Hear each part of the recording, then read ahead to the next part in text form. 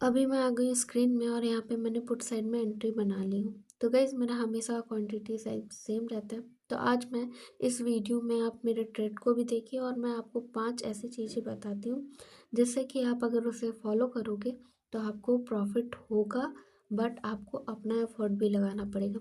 Guys first condition, अगर आप trading को स्टार्ट कर रहे हो, एकदम बेसिक से स्टार्ट कर रहे हो, तो सबसे पहले आप अच्छे से फंडामेंटल जानिए कि ट्रेडिंग में क्या क्या सच में नीड होती है।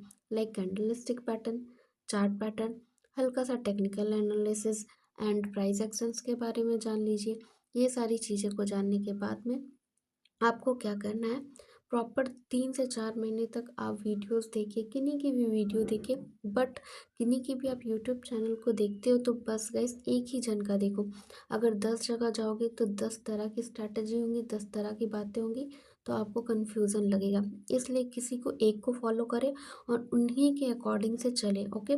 या मैं हूँ या कोई हो, किसी का भी आप देख सकते हो, ठीक है। सेकंड है कि 3 महीने तक कंटिन्यू आप वीडियोस को देखिए, देन आप फिर बैक टेस्ट करिए। अब बैक टेस्ट कैसा करिएगा, आप वीडियोस तो देख लोगे, आपको 2-3 स्ट्रैटेजी भी पता चल जाएगी। उस स्ट्रैटेजी को रियल मनी से करना नहीं है, आप उसको पेपर ट्रेडिंग में करिए।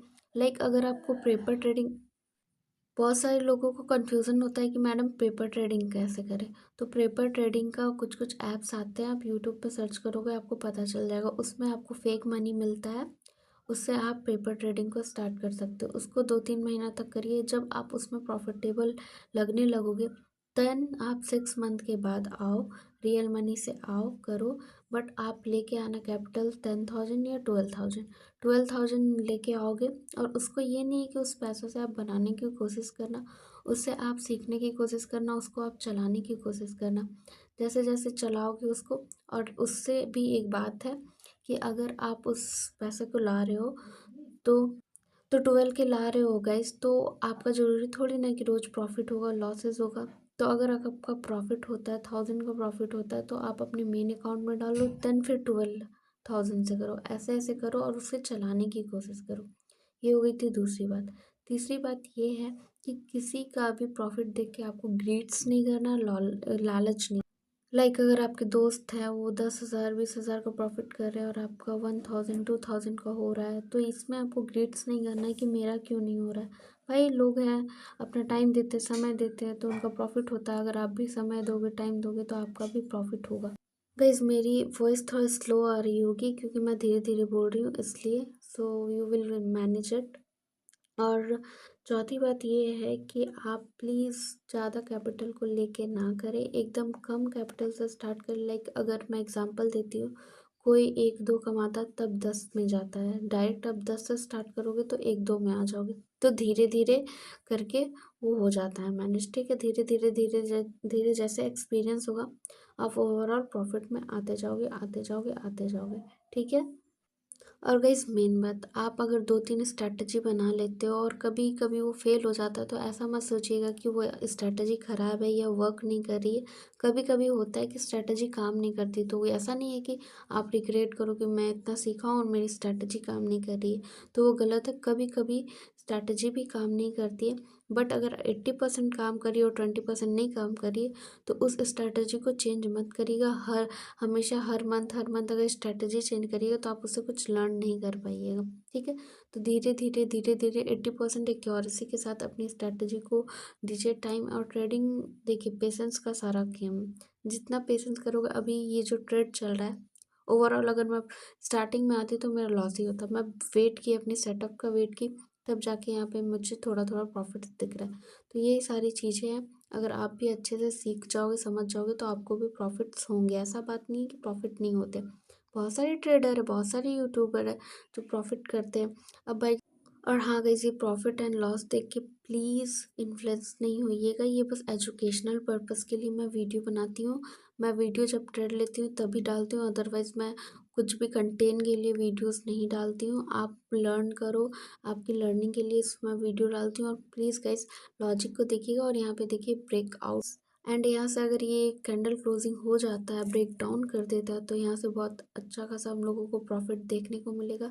अब यहाँ पे देखिए, मैं यहाँ पे जो शॉर्ट का लॉन्ग का पोजीशन लगाई, मैं यहीं तक क्यों लगाई, क्योंकि यहाँ का आप देखिए, थोड़ा प्रीवियस देखिए, यहाँ पे कुछ बने हैं, यहाँ पे मार्केट टाइम स्पेंड किया है, देन इसलिए आपको टारगेट निकालना भी आना चाहिए। तो मैं अपने जो लाइव बैचेस चलते हैं उसमें मैं टारगेट बताती हूँ कि आप लोगों का टारगेट क्या होना चाहिए, स्टॉप लॉसेस क्या होना चाहिए। सो यहाँ से हम लोगों को एक स्पाइक मूवमेंट मिला, देन यहाँ से हम लोगों का प्रॉफिट जो है वो 20K 90K का हो रहा है। सो गाइज यही, चलिए अब हम लोग लॉजिक जानते हैं, लॉजिक को ज़रूर देखिएगा। Thank you.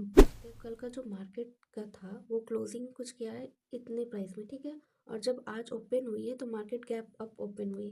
Gap up open होने के बाद में मार्केट यहाँ पे नीचे गई है।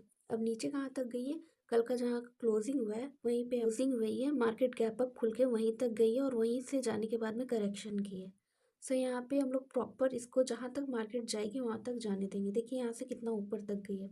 अब क्यों यहाँ पे हम लोगों ने ट्रेड नहीं किया, क्योंकि हम लोगों को कोई टारगेट पता नहीं है। अब टारगेट कहाँ से फाइंड किया जाता है वो दिखाती हूँ मैं, क्या है और किस लिए गया है। क्योंकि हम लोगों को प्रीवियस डे का कुछ भी यहाँ पे स्विंग्स नहीं मिल रहे हैं, ना पिवट पॉइंट मिल रहे हैं। क्यों हम लोग यहाँ पे ट्रेड को एंट्री करें, देखिए इधर आप देख सकते हो कहीं पे भी यहाँ पे कोई पिवट पॉइंट नहीं है। अब मार्केट जाएगी कहाँ तक जाएगी कुछ पता नहीं चल रहा है यहाँ से। सो यहाँ पे हम लोग ब्रेक करेंगे और यहाँ पे इस लेवल पे हम लोग कहीं ट्रेड नहीं करेंगे। कर सकते हैं, इस बेसिस पे ट्रेड कर सकते हैं। अगर आप बिगनर है, आपको कुछ पता नहीं है, तो आप यहाँ पे भी ट्रेड ना करें। अब हम लोग एक रेजिस्टेंस लेवल को फाइंड किए। कैसे फाइंड किया, यहाँ पे देखिए मार्केट यहाँ से गई है, ठीक है। यहाँ पे हम लोगों ने रेजिस्टेंस लेवल को ड्रॉ करके रखा हुआ है।